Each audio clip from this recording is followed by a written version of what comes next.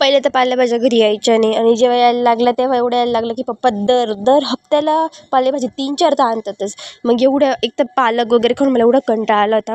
मग मी काय केलेलं, पालकची भाजी, मेथी आणि कोथिंबीर याचे पराठे करायचं ठरवलेलं. त्यासाठी नॉर्मली वगैरे सगळं कापून वगैरे घ्यायचं आणि त्यासाठी काय करायचं, सगळ्या गोष्टी ज्या आहेत पालक, मेथी आणि कोथिंबीर असे बारीक चॉप करून घ्यायचे.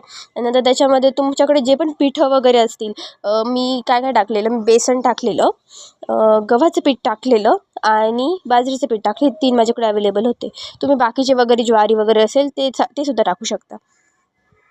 आता यामध्ये कोरिएंडर पावडर असते, लाल तिखट असतं आणि मी काय केलेलं, मिरची आणि अद्रक हे मिक्स करून दळून आणि त्याच्यामध्ये लसूण पण टाकायचं, ते दळून त्याची पेस्ट करून टाकलेली आणि वरतून तीळ आणि अजवाईन वगैरे असतात तर ते टाकायचं. याचा मी छान असा डो तयार करून घेतला.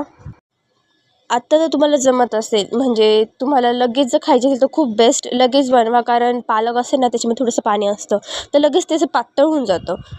तर मी त्याचे लगेच पराठे करायला घेतले आणि छानपैकी असे छान छान पराठे झालेले आणि खूप मस्त झाले. वरतून तूप वगैरे लावायचं, मस्त बटर असेल तर बटर लावायचं आणि कसं असतं, पराठे वगैरे केले ना चटणीसोबत खाल्ल्या पण जाता. तर मग तुम्ही पण असं करता का? नक्की कमेंटमध्ये सांगा. आणि कसं झालं मस्तपैकी माझे पराठे आणि त्याच्यासोबत चटणीची रेसिपी हवी असेल तर मग कमेंटमध्ये सांगा. पुन्हा भेटूया नवीन व्हिडिओसोबत. तोपर्यंत थँक्यू.